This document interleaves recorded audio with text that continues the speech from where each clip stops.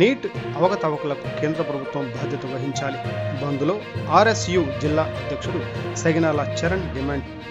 దేశవ్యాప్తంగా విద్యా సంస్థల బంద్ సందర్భంగా రివల్యూషనరీ విద్యార్థి సంఘం ఆధ్వర్యంలో విద్యా సంస్థల బంద్ నిర్వహించారు.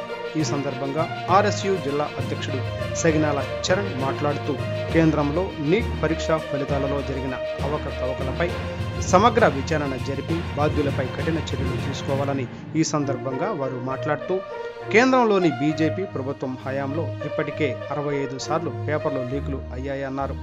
ఇది లీకుల ప్రభుత్వమని విమర్శించారు. నీట్ పరీక్షలలో జరిగిన అవకతవకల కారణంగా దేశవ్యాప్తంగా 24 లక్షల మంది విద్యార్థులు భవిష్యత్తు ప్రశ్నాత్మకంగా తయారైందని, నీట్లో అవకతవకలు జరిగాయని స్పష్టంగా అర్థమవుతున్నా పార్లమెంటు, దేశ ప్రధాని నరేంద్ర మోడీ, విద్యాశాఖ మంత్రి దీనిపై చర్చించకపోవడం సిగ్గుచేటన్నారు. ఒకవైపు దేశవ్యాప్తంగా విద్యార్థులు తమ భవిష్యత్తు అన్యాయం జరిగిందని తల్లిదండ్రులు వాపోతున్నారని, అయినా జరిగిన ఈ పేపర్ లీక్లో బాధ్యులు పైన పూర్తి స్థాయిలో చర్యలు తీసుకోకపోవడం దారుణమన్నారు.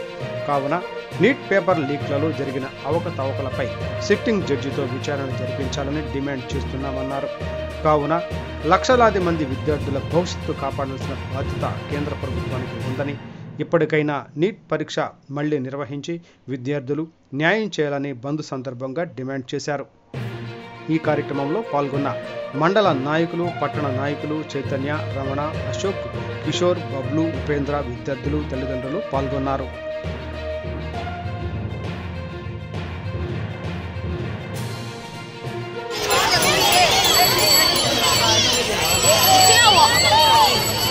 నన్ను